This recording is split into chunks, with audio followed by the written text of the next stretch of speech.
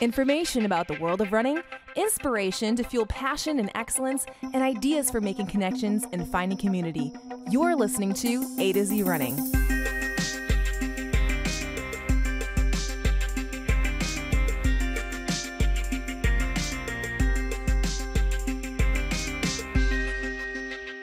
Hi, everyone. Welcome to the A to Z Running podcast, where we help runners thrive. I'm Andy. And I am Zach. And this week on the show, we have Betsy back again, as promised, this time to talk about what all runners need to know about their pelvic floor.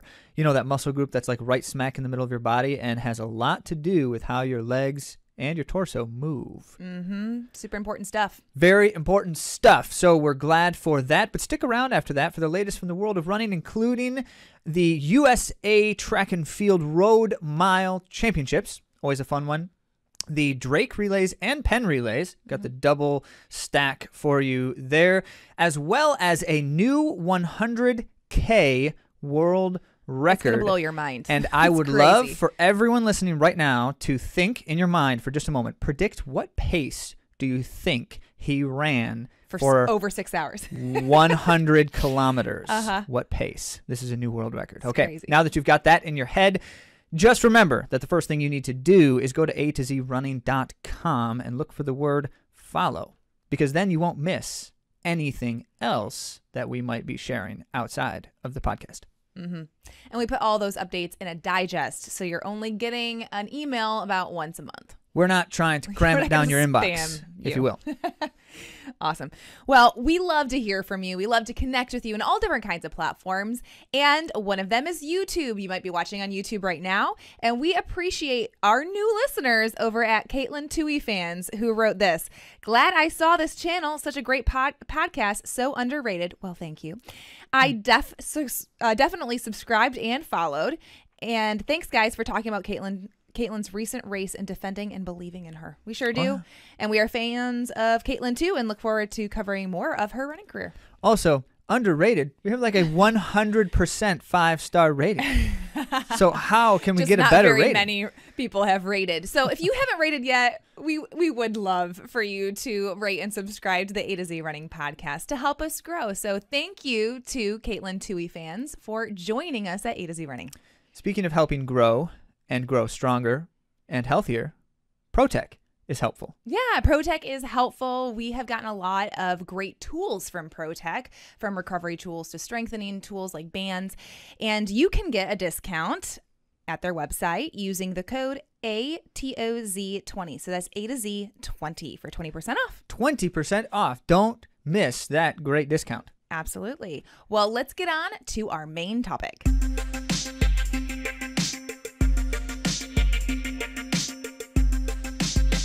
As promised, this week, you're going to learn more about your body and how it works.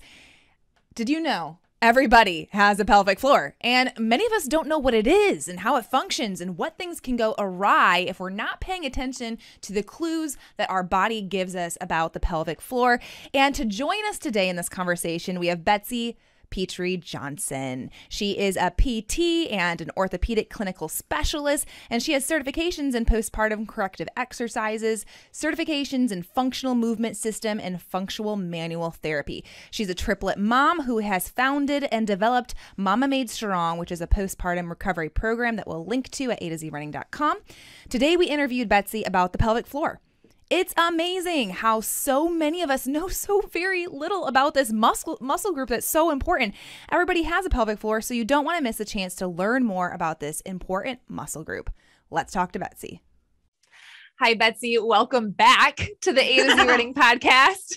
Awesome. Thanks so much for having me. Oh, it is our pleasure for sure, because we just had an awesome conversation last week about glutes. And it was super informative. We've gotten some great feedback already. Today we're going to do an extension of that, because we had mentioned the pelvic floor in our previous conversation. And I have been talking to people recently, realizing that many people don't know what the pelvic floor is or what it does. So I think it's a very valuable conversation, and we're so eager to have you on the show yet again. Oh, thank you. I'm excited to talk about pelvic floors with you. Yeah, this is your expertise. Can you tell our audience a little bit about how this came to be? So honestly, like when I was in physical therapy school, we didn't really talk a whole lot about pelvic floors. I kind of, my understanding was you have a pelvic floor, everyone has a pelvic floor. You should be able to feel your pelvic floor contract. And if you want to know any more about pelvic floors, you go talk to those people over there. Those people are pelvic floor specialists and you can go hang out with them. And I was like, no, thanks. Who wants to do that? Right? Like nobody. And I thought, well, I can feel my pelvic floor contract and I don't have any continence issues and I don't have any sexual dysfunction. And so therefore my pelvic floor must be fine. And I'll let those people over there keep doing their pelvic floor therapy because I'm not interested. Mm-hmm. And so then I had kids and I couldn't rebuild. Like I could not build strength after my kids were born and I couldn't figure out why. And so I took a deep dive into understanding what changes with pregnancy and postpartum bodies in order to figure out how to rebuild myself personally. And then I went, oh my gosh, like I had no idea about so much of this stuff. And if I had no idea, and I felt like I had a pretty good understanding of my body at that point in life, how many other people have no idea, you know? Mm-hmm. And for a lot of people, pelvic floor function, it works reflexively. It just naturally follows along with other muscles. And a lot of people don't need to give it some thought, but a lot of people also experience issues like incontinence or like sexual dysfunction, pain with sex, pelvic pain, even back and hip pain, have a big pelvic floor component because the muscles that are the pelvic floor, basically, if you think of your pelvis like a bowl, the muscles of the pelvic floor and their muscles, they contract and relax, just like all of our other skeletal muscles. They close the bottom of that bowl. So if you're a woman, they have a sphincter control of your urethra and your anus, and they also surround your vagina. If you're a man, then they have sphincteric control for your urethra and your anus, and you don't have a vagina, but you still have a pelvic floor and they still have sphincter function, but they also are a big part of the deep stabilizing part of your core. And they provide this upward lift that's different from the sphincter closing. And that upward lift is a really big part of what our deepest core function is. So I'll tell you a little story. When I met my husband, he was very into rock climbing and I was very curious about rock climbing. And I was like, yes, let's go, let's do it. I want to do this with you. And so he was teaching me to rock climb. And he had this really good friend whose advice on climbing was always engage your core. And I was like, dude, like, what does that even mean? Like, I don't know what you're saying, you know?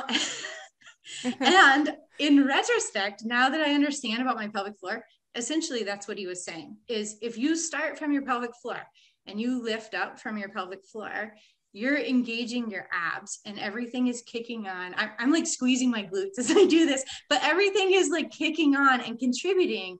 And that stability and that upward lift is what helps you get to the next hold, you know, or what have you, whatever it is that you're doing. Like if you're sprinting, if you're, you know, even just going for a jog, it needs to participate. And you don't want to overthink it with something like running because you certainly don't want to be holding it on all the time. But then when you really think about it, there is no muscle that you want to fire all the time. Like that would cause painness, is that a word? That would cause pain, tightness. my mouth got ahead of what I'm saying, but it would cause pain and tightness and dysfunction to hold any muscle on all the time. And so the same thing is true of your pelvic floor. You want it to be able to contract, but you also need it to be able to relax. And whichever one you're particularly good at, you probably need to learn to be good at the other one also.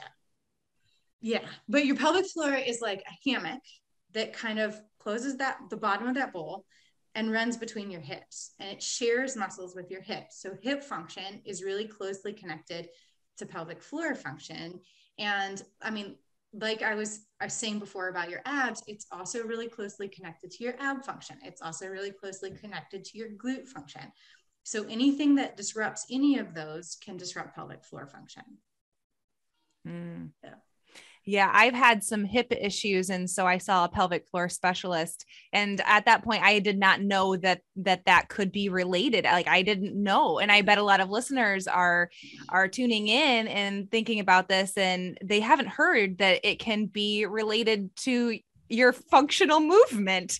Yes. So, can you tell us a little bit more how it's related to other muscle groups? Well, so it likes to contract with your abs and with your glutes. And it really is like the bottom of your trunk. Like it's providing contracting and relaxing from the bottom of your trunk. And so when you're doing something like going from sitting to standing, you need more trunk stability to stand up than you do to sit. Therefore, you need more pelvic floor contribution to stand up than you do to sit. You need more trunk stability to go from standing on two legs to standing on one leg. Therefore, you need more pelvic floor contribution to stand on one leg than you do to stand on two legs. And so there's certain things where like we think like, or like something that requires exertion, like lifting a heavy weight, picking up your kid, getting to that next climbing hold, anything where you're really engaging, where you need more trunk stability or more core control, your pelvic floor needs to kick on. But for more people in the population than need it to kick on, more people need it to relax. So a lot of us kind of stand with our bums tucked underneath of us because it takes less like muscle activity to stabilize when you kind of tuck under and you're relying on your ligaments to kind of hold you in that position. But you also kind of have to squeeze that pelvic floor to keep you in that position. And if you stand with your bum tucked under you a lot, then those muscles get tight and they never practice elongating. And so just like you would never spend all day with your biceps tightened, spending all day with your pelvic floor tightened causes a whole like course of events to happen also, you know, like that not being able to relax means that you don't have as much ability to contract, which makes it weak, which can cause any of the other things that we typically think of as pelvic floor issues like sexual dysfunction or incontinence issues. But it can also cause things that we don't necessarily think of as pelvic floor issues like hip pain or back pain, or, you know, even issues in your trunk up into your neck. I mean, everything is stacked on top of your pelvis, essentially. And I use the term stacked loosely, but, you know, like it's all got to build on itself. And so if your pelvic floor isn't contributing from the bottom up, or it's contributing too much, or it's contributing on one side and not the other, how does that affect the rest of your trunk? How does that affect the position of your head over your neck? You had asked me before we started recording about, like the connection between your jaw and your pelvic floor. So if you think of like your pelvic floor muscles as running horizontally, right? So does your diaphragm, and so does your glottis that helps you with swallowing and with voice regulation and things like that. And so if you hold tension in one of them, it's a pressurized system, and you're likely holding tension in the other two, or at least in one of the other two. And so if you're somebody who like has chronic headaches or TMJ issues, or you're always clenching your jaw, you are probably also always clenching your pelvic floor.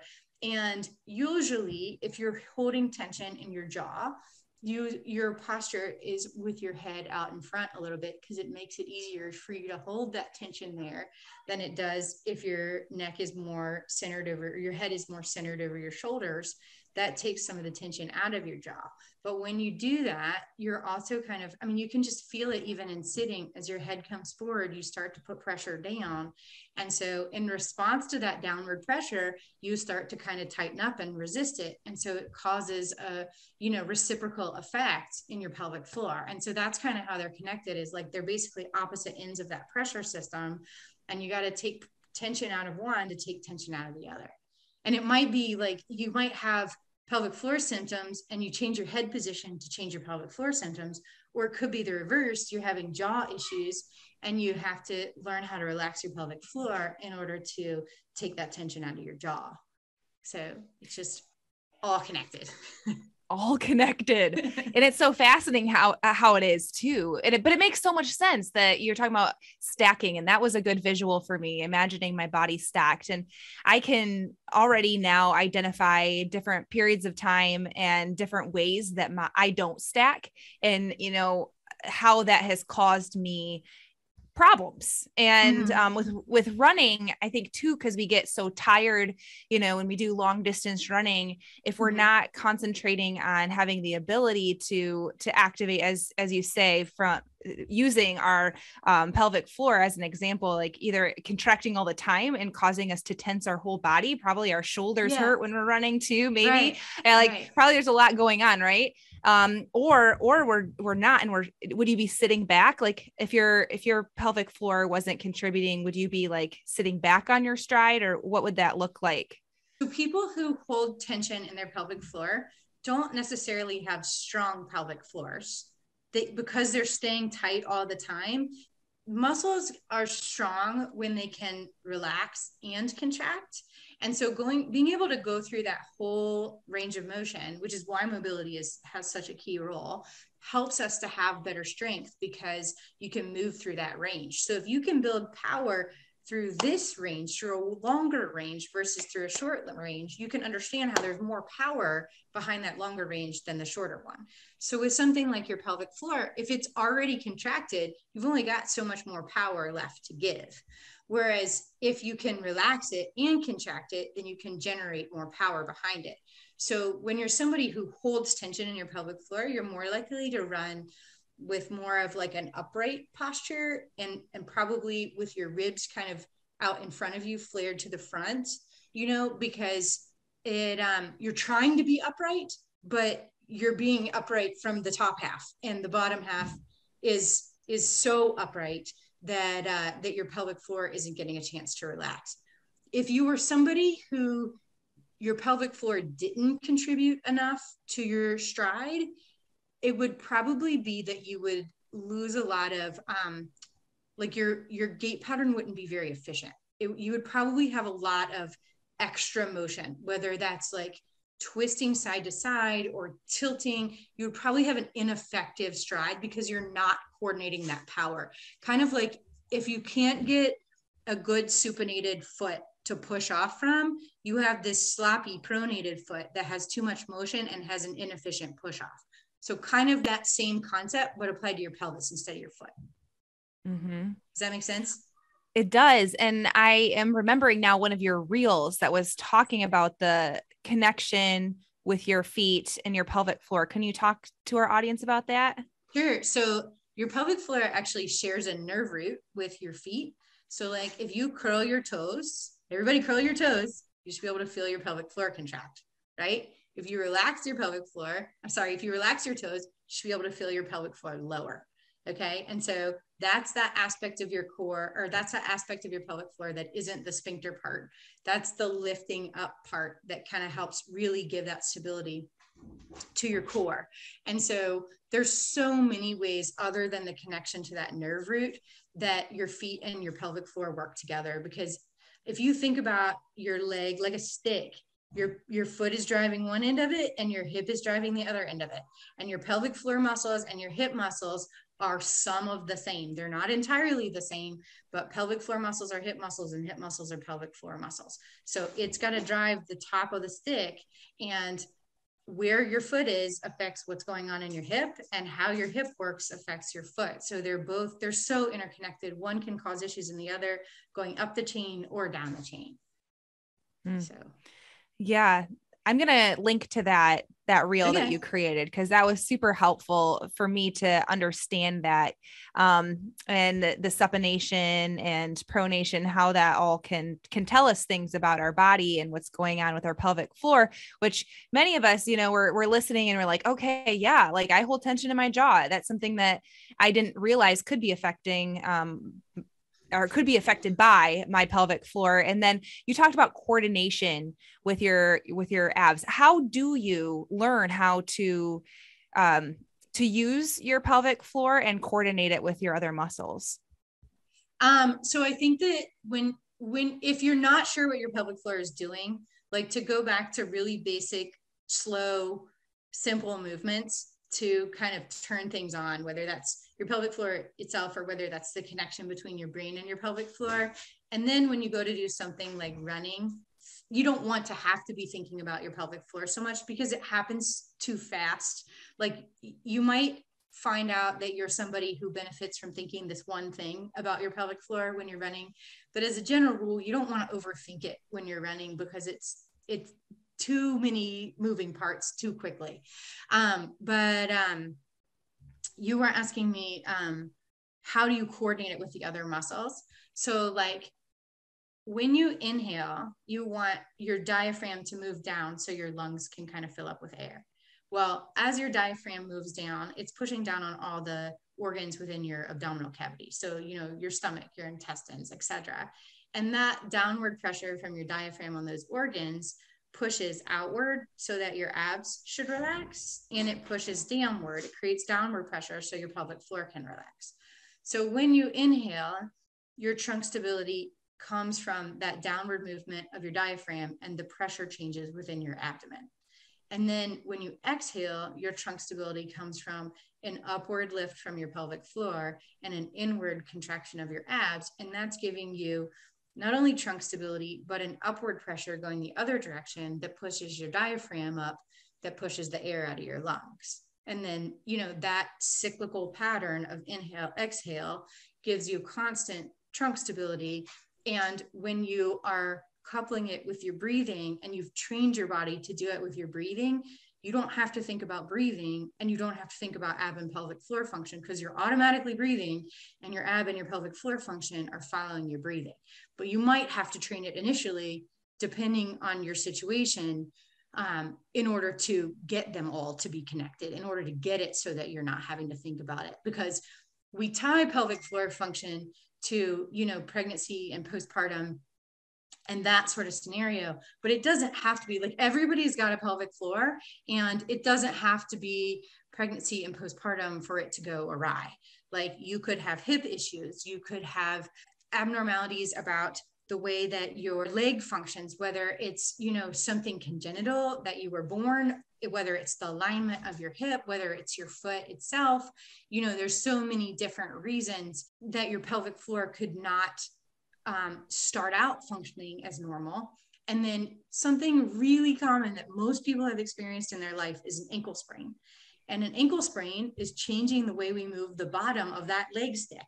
And depending on how well you recover from an ankle sprain, it might still be affecting the top of that leg stick, which is where your pelvic floor is. So an ankle sprain, even if it's a relatively minor ankle sprain, can still have, you know, up chain effects on your pelvic floor. And depending on your recovery, you might still be struggling with that and not view it as a pelvic floor issue. Or you can have surgeries, you know, whether it's an abdominal surgery or a hip surgery or knee surgery, even an ankle surgery. Even I've seen like people who have open heart surgery because they literally have to crack their chest open. That change to their rib cage changes their diaphragm function, and you need that diaphragm to be tied to your pelvic floor, and that can affect your pelvic floor function. So there's a lot of options. Mm-hmm. Yeah, there's so many things to consider. And as runners, is there any special considerations with runners? Are there things we should be looking out for? How should runners be thinking about their pelvic floor health?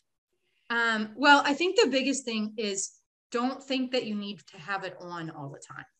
Like if you have anything that might be a pelvic floor complaint, whether that's incontinence with running, incontinence at another time, it could be urinary incontinence, it could be fecal incontinence, it could even be like the inability to hold back gas. That's related to pelvic floor function because that's that sphincter control.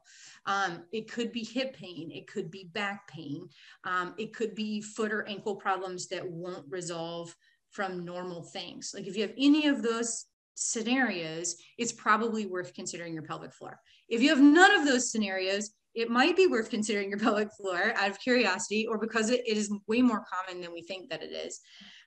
But the biggest thing is you don't want to hold it on all the time. You want it to respond without thinking about it to your breathing pattern.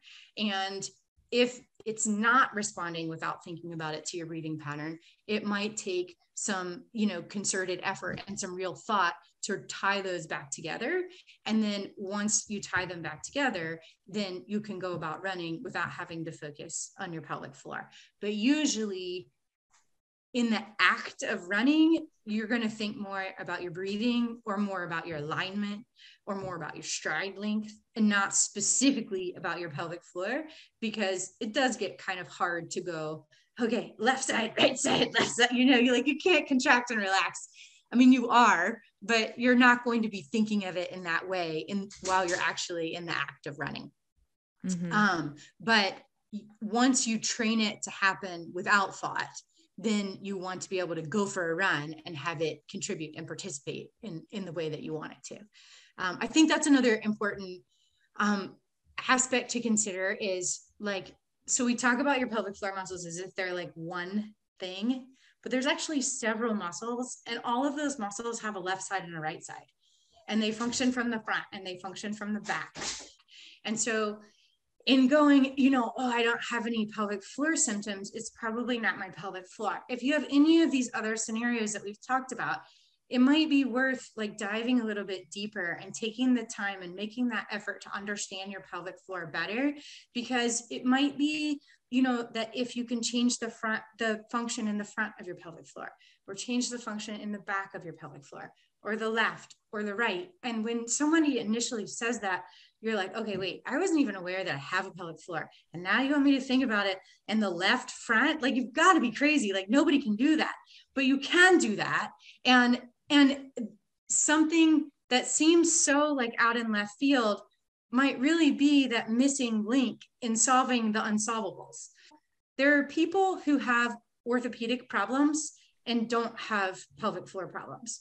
But if you have pelvic floor problems, you also have orthopedic problems like muscle and joint kind of pain, because it is such a part of our core that if it's not functioning well, it's throwing something off.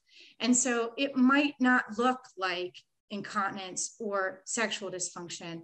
It might look like this widespread pain all over the place that moves from one spot to another and nobody can solve it. And everybody makes you think that you're crazy, and you're not crazy. You're missing the bottom of the whole chain. And if you can reconnect with that, and if you can, or connect with it for the first time and learn actually how it ties into your abs. So the front of your pelvic floor is more connected to your ab function. The back of your pelvic floor is more connected to your glute function. And obviously, the left side is more affected by the left side of your body, and the right side by the right side of your body. And so all those little pieces, when you put the pieces together, sometimes it really does give you answers to something that either you've been trying forever to solve and it won't get better, or you've been asking everybody and nobody seems to have the right answer for you. And it is a really often overlooked aspect of the conversation. I feel maybe in the 90s, core became this big term, but most everybody was referring to your abs. And, then gradually we started to go, well, maybe we should pay attention to what your hips are doing and your shoulder blades. And that's also part of your core. And I don't know why we don't talk about our pelvic floors. There's a part of me that's well, in this country, maybe it's our Puritan backgrounds and we just can't engage in this conversation, but it's everywhere. It's not when you go to Europe that they're having these great pelvic floor conversations. It's everywhere. People don't talk about it. And I don't know why, other than it is an intimate part of your body, but there are other things that we talk about. And when you talk about it as a group of muscles, it kind of changes the weirdness, at least from my perspective. I don't have to talk to you about your intimate bodily function. I can just talk to you about what those muscles do and what it feels like and what it might do if it's not functioning well. And I feel it can be such a game changer. And for me personally, it answered questions that I'd had my entire life.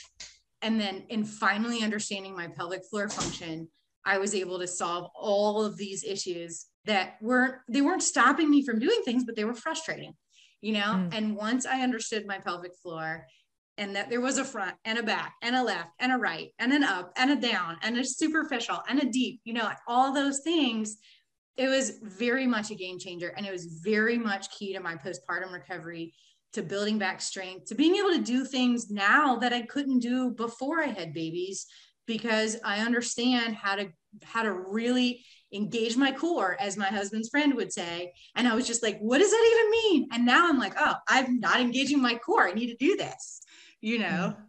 So yeah, I love that you have brought this conversation to us today, because it is, as your passion exudes, so important, and it's so under discussed and underappreciated too in our bodies as runners. There's so many things we pay attention to, but if we're not paying attention to this, it could be causing all kinds of problems. For sure.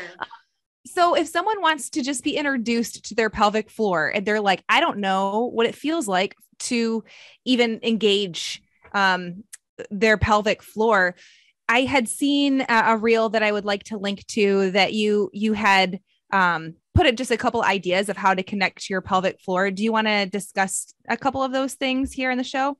Yeah. So I think I have a few reels like that, so I'm not sure exactly which one you're referring to. So I'll try and like touch on a number of things, but like the really quick, down and dirty way of like knowing that you're engaging your pelvic floor is being able to stop pee, or the sensation of being able to stop pee or stop gas, which isn't saying that you should stop yourself while peeing. That's not really a very good idea. If you do it, that is what that contraction is. That's the contraction that we're looking for, that squeezing, or it should feel like a lift when you squeeze those muscles. So like if you're not holding back gas, or if you're not actually peeing, and you contract the muscles that you would contract to stop those things, that is your pelvic floor. But it is also tied, like we've been talking about, to so many other functions in your body. So if you kind of want to go through and think like, can you feel your pelvic floor lower when you inhale?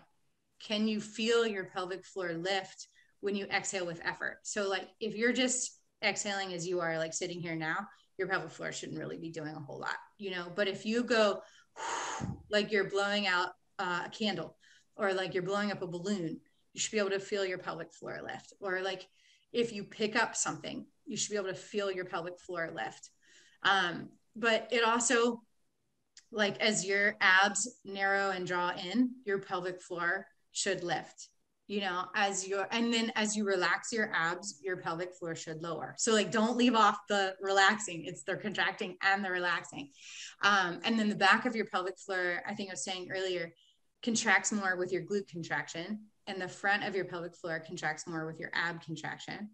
And then like we were talking about with feet. So as you squeeze your bum and your feet kind of roll out into supination, right? You should be contracting your pelvic floor in the back as you do that, right? And then generally speaking, there are certain mechanics where it doesn't necessarily always apply, but as you let your feet roll in, your pelvic floor should be relaxing. And so like if you're, if you're twisting, if your hips are rotating in a horizontal and a transverse plane, you know, then one foot might do one way and one foot might do the other way, pronating versus supinating. And so your pelvic floor is going to kind of participate with that, contracting on one side and relaxing, relatively speaking, on the other side. And so it's not like, I mean, you definitely can overthink it. You only need it to the degree that it changes your function. And there are people who, you know, don't necessarily need to give it a ton of thought because it does work reflexively for them. But if you fit one of those scenarios, it's worth learning a little bit more about it. And it's another muscle group. So like, who doesn't get excited about that? You know, like it's as cool as understanding any other muscle group for the first time. It really adds power and function to your physical performance. So, and that's what we want. Yeah. We want power and function. Who's not looking for that? Exactly. Who of our listeners, who of the runners out there, as you're probably running right now while you're listening, don't want power and function? We all want that. So important. Well, is there any other tidbits you want to leave with us today, Betsy, on pelvic floor health? Don't brush it off. You know, like I brushed it off for years thinking I can feel these muscles. I have no typical complaints. I don't have pelvic floor issues. And in retrospect, I wish that I had taken the time to understand how it worked and functioned years ago, because it would have changed my life for the better, literally. I didn't have issues that were really stopping me from functioning, but I had some mild back pain, and I wouldn't even have called it pain. I had discomfort, I had mild discomfort in my neck, and I felt crooked. Like my body felt wompajawed, and I couldn't unwompajaw myself, and no matter who I talked with, nobody had a good answer for me. And that's really what it boiled down to, is my pelvic floor function on one side didn't match the other side. And once I understood that, I had a center like I'd never had in my life. And that helped me build everything from the inside out on top of it. And it really, it seems like something you don't want to talk about, but I promise, learning about it is learning about any other muscle group. And it's so overlooked, and it's so essential to normal, good core function. Mm-hmm. That's awesome. Thank you so much for sharing with us today, Betsy. And we appreciate your expertise and your time, and we'll direct people to more resources via your website. Also on Instagram, you have so much great information there, and we appreciate you sharing with us today. Anytime. Thank you. We've learned a lot from Betsy, and we hope that you have too. We're running nerds, and we love to know everything there is to know about running. So we're so glad that Betsy joined us today on the show. They say that ignorance is bliss, but I think ignorance is a miss. It's a miss. Goodness. Why did you do that? Why did you do that? He doesn't like my jokes, but I think it's fairly clever. And if you do take away anything today, remembering that learning about our bodies and how they function, and then also just listening and becoming an intuitive runner by understanding how our body is working for us. We want everything to work in harmony, and that's how we're going to be a better runner. So thanks again to Betsy, so we can better understand and evaluate our needs as runners. And I'm linking to Betsy's resources and some of her reels at AtoZrunning.com/episode 135. Well, fully agree that is great information and appreciate that. Speaking of great information, let's get on to the world of running.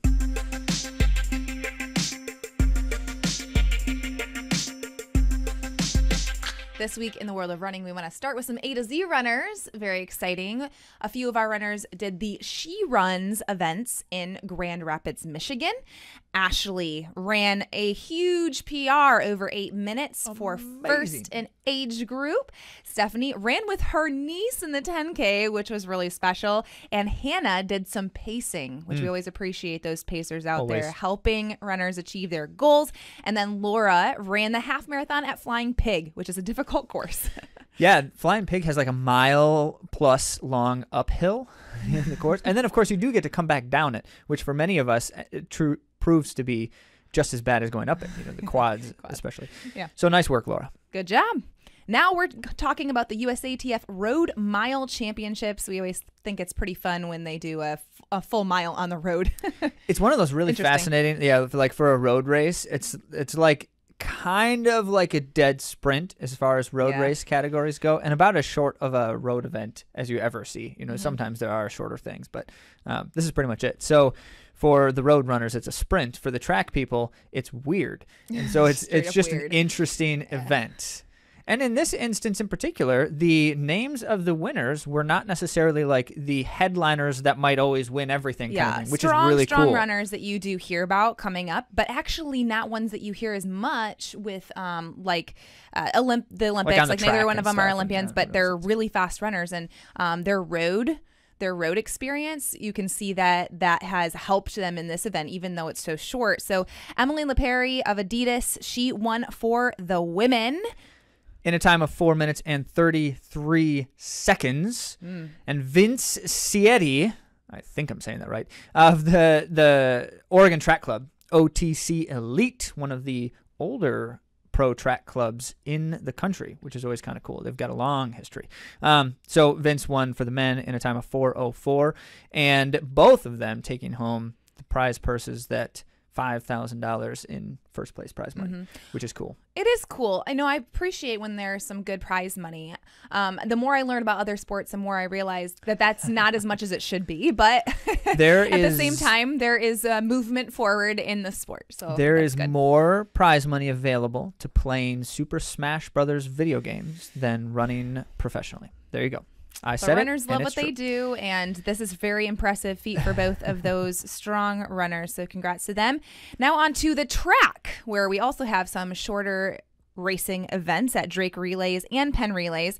And I do want to start with some of the highlights of Penn Relays. Penn Relays is said to be the oldest and largest track and field competition in the country. That's a little side note that I thought was interesting. History. And this was a heartwarming story. A 100-year-old man celebrated his 100-year birthday by running the 100 meters. And that was Mr. Wright. I actually didn't put his name on there, but I posted about him on Instagram. Oh, there we go. Right. Yeah. He served in World War II. And he came to running after like 4 decades. So let's see. That would be like midlife. At the age 76, he won the 200 meters at Penn Relays. And then he returned to run again this weekend, in the 100-meter run at age 100. Wait, is this the first time he's come back to the Penn Relays since the 80s? Since he was 76. Oh, my goodness. So anyway, I thought that was a really exciting story. The fact that he could run 100 meters at 100 years old, that is incredible, and he is an inspiration to be sure. Now, let's talk about the young ones. Jump all the way back down. I know, right? Yeah. So talking about the young, 100-meter Olympic champion. 800-meter Olympic champion. Yeah, 800 meter. Not 100 meter. Did I say 100? You might have. A thing, Mo. So you know that we are fans of talking about Mo because she's been so exciting to watch, and just been, not just that her performances have been exciting, but her outlook has been really uplifting, and so it's been fun to watch, but not just then see her perform well, but also hear her talk about it, which is and to be patient after the Olympic Games. She took a step back from competing very much. Her indoor season was sparse. So anyway, it's fun to see for good her back. reason. Yeah. And it probably helped. I think it did, because she needed that time, and especially coming into this high level racing that she's been doing, it takes that extra special next notch that she has in order to compete at the level that she's capable of. Speaking of which, we are hearing more of what she's capable of, because she won the 600-meter women's run handedly in the 4th fastest time in history, in a time of 1:22.74. 4th fastest in history over a world-class field. Yeah. And once again, proving her dominance by not just winning, but by winning decisively. Yeah. Yeah. So that was really exciting to see. Very and knowing cool. that her speed is there and coming up on a world championship year, it's amazing to have her running this well early. This is early season for these athletes as they're looking for their main events to be later on. And it's exciting too, because we saw another U.S. runner up there at the top, AJ Wilson, who was 3rd in the event, and she also ran a really strong race, and it wasn't till the end that Mo just closed on the field and just took it away. So AJ Wilson also ran very strong, so that's great to see for the U.S. team coming up on a world championship year. And correct me if I'm wrong, but Jamaica's Natoya Gould was second in another top 10 all-time performance. Yeah, she was number 9 all-time in the world's history. There we go.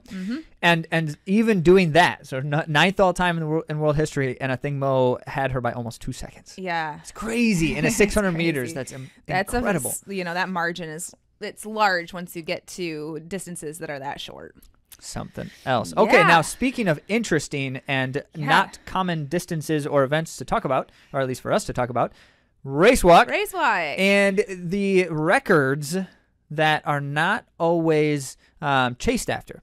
So every event has its kind of like its focus distance because of what the Olympics does with it or something like that. So in the race walk, it's the 50K and the 20K, which are both long. So race walking is a long distance event most of the time. Right. So here at Penn Relays, there was the 5,000 meter race walk on the track, which is unusual. It's not unusual because they still do it. They do it at different events periodically through the year. But for these high level race walkers, they're typically training for the long distance 20K, races. 50K, right. So Nick Christie sliced more than 5 seconds off of the American record, and that put him at a time of 19:23.30. Solid. And that's legendary race walker Tim Seaman's record that he broke. Yep. And that was set in 2003. So it's been a while since this record has been broken. And I did want to mention that others did beat his time because it put him more than 2 minutes from the next finisher, which means since he sliced 5 minutes off, there were other people 5 seconds off. I'm sorry. Oh, I see. Yes. I'm wrong about that. He won by a ton is what she's trying to say. He won by a ton. He won by a ton. He won by a ton. Which is not terribly surprising when you're going that fast in the race walk. Yeah. Now, speaking of legendary people in the sport, and he's earned his status of legendary by uncommon means. So middle distance star Eric Sawinski is most known for pacing world-class races. Like he's the guy they call all over the world, and we're not kidding when we say that. All over the world, they call Eric Sawinski when they want someone to run, say, world record pace for a mile and do it for like 1,000 meters, right? Because he's a really fast 800-meter runner who also happens to just pace really well. Yeah. So Eric Sawinski usually paces, but not always, which is really kind of fun when he actually finishes a race and goes in and, hacks it with some top-end guys. So at Drake Relays, he achieved his 200th sub 150 800-meter run. Yeah. That is very, very impressive. We talk about consistency, and that's the reason why he is paid the big bucks. I hope big bucks. Oh, he's paid to go pace these events, because someone who can run consistently under 150 is a valuable resource to those who need somebody in a high pressure moment to help pace them. But in addition to that, the feat in and of itself of doing it 200 times. And we don't know if that's including his in-race pacing for like a 1,500. We don't really know if it's including those or not. We hope that it is, because it does still count. He still ran that 800 under 150. But we do want to mention that the winner of that race was Olympian Isaiah Jewett, and he ran 148.84, and Sawinski clocked 149.93. Okay. All right. Yeah. Very fun stuff. So fast stuff at the Drake and Penn Relays, which are two different events for clarity, which is always good. Now, since we've been talking about short things, let's also talk about long things. Long, but still fast. And this is the big reveal. So we asked you to think about, at the beginning of the episode, how fast per mile did you think the 100K record? So this is Alexander Sorkin. You've heard him on our podcast before. Yes. Well, not actually him, but you've heard us talk about him on the podcast. Best known for breaking many different ultra records, and published by Athletics Weekly, a great source on Alexander Sorkin in general. Now, his track record in the sport is unbeatable, unparalleled. He has broken nearly every one of the major ultra records. And so when he breaks a record, it's not necessarily the kind of thing that people are like, I can't believe he did that anymore. It's really cool. But when he goes this fast for this long, it just still manages to bring my jaw to the floor. So let's go to now let's see. The total time of 6 hours, 9 minutes, and 14 seconds for 100K, which is 66 miles, plus or minus. That was the world best. Broken. And then he broke it. Thank you. Broken Japan's Naokazami's record, which only stood for a couple of years, but running a new time of 6:05:41. So that's Sorkin's time. And in order to run 6 hours and 5 minutes for 100 kilometers, you need to average 3:39 per kilometer, which translates to about 5 minutes and 53 seconds per mile. So nasty. 5:53 per mile for 6+ hours. I can't imagine that. He is running over 6 hours that quickly at 5:53 pace. I just can't even fathom. It's amazing. Sorkin is just in a league of his own at this point. It would seem to be so. And just as a side note, because this is what tends to happen in ultramarathons, because he was running so fast for 100K, he also broke the 6-hour record, which these kinds of things are not necessarily like standalone records. They usually happen within these other ones. But it just, stands to reason that he did indeed do that. So. Yeah. And I do want to mention too that we don't have time in the show to break down the entire event. This was in Bedford, United Kingdom, and it was on a track, and there were other age group world records and things that were broken. So you can head on over to AtoZrunning.com and click on that Athletics Weekly post that we have linked there, and you can read more about the amazing things that happened at that event. If you aren't enthralled enough. I certainly love this kind of stuff. So, well, that's why we do it on the show, because we think it is super exciting and fun to know what's going on in the world of running. These are the flavors of the sport.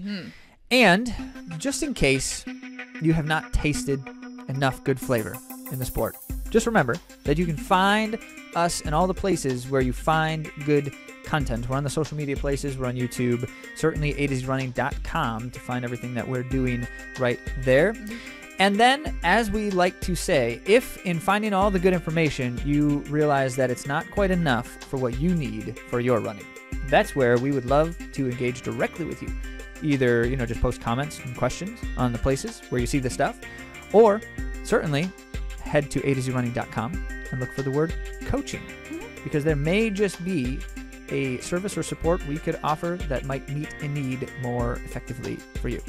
And irregardless, we would That is not a real word. Okay, regardless of whether you need that kind of support or not, we do still want you to connect as part of the AtoZrunning community. So if you have your questions, remember every month we do a Q&A. So please send those over to us, engage with us. We love, that's part of our favorite thing about AtoZrunning. That is literally our favorite thing about the podcast. So please reach out. We would love to hear from you. And again, if you see us at races, please say hi. We want to get to know you more.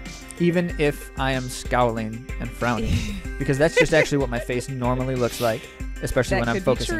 That could be true. Anyway, thank you so much for joining us here on the AtoZrunning podcast today, and have a great week.